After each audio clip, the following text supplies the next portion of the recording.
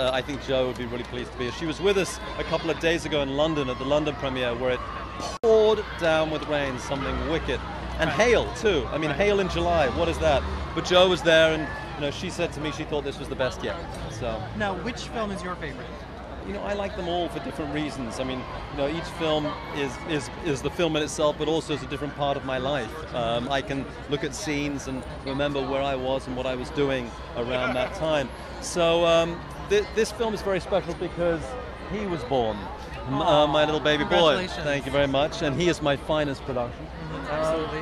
Do you think one of the films actually is better than the book? No, I think the books are unique, and you can, the thing is, a film and a book are very different, and I think Jo acknowledges that, and we know we don't. What happened is when we started making, I think the third film, we really, up to then we were in a way translating the books to film, and I think then we've begun to possibly really adapting them, and I think they're different beasts, as it were, but I'm very proud of them, and thankfully Jo is too. Right. Lastly, I saw the film last night. And the cave scene and the Quidditch scenes are the effects are so amazing now, even better than the first film. Well, actually, the effects in the first film are rubbish now, looking back on it. Right? If you look back at the first film, it makes me cringe. It's no fault to the people who are working on first, but the technology has developed so much that it seems like so much more is possible. Totally. So that in mind, which scene in the next two films are you most excited to see come together effects-wise? Well, I'm really looking forward to the dragon flight in the last, the drag escape from Gringotts. Yes. And I'm also really looking forward to the Seven Harrys, and I'm also looking at the final battle of Hogwarts.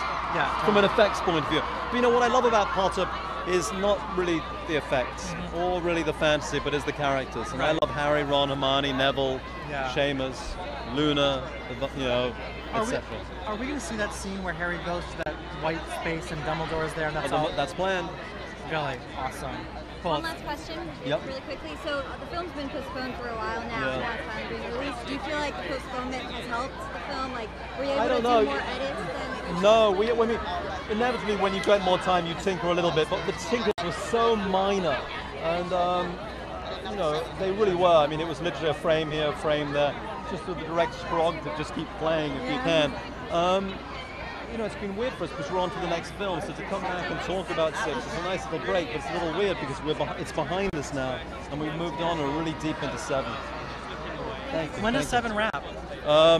We're on day 91 of around 250 plus. Awesome. Can I ask a couple questions? Yeah. Okay, I'm from Felton. I represent Tom Felton's music.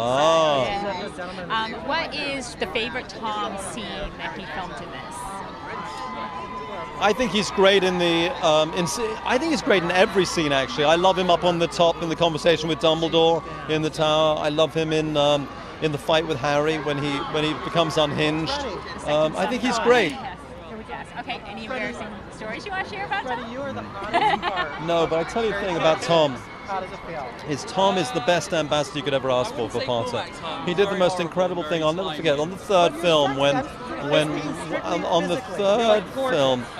Emma was a little bit shy, and Tom really helped her engage with the fans in a way that she hadn't or wasn't comfortable with, and he was absolutely. I remember we were shooting the scene with the hippogriff, and he took her down to the fans who were watching and got her to sign a lot of autographs, and it really helped her, gave her a confidence and made her feel more comfortable. He was amazing, is amazing, and he is relentlessly positive, and I just adore him. One more question. If you could be anywhere, where would you be?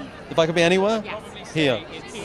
That's one of his songs, so we're speaking of everybody. Thank you very much. And I get to sort of I saw the film last night.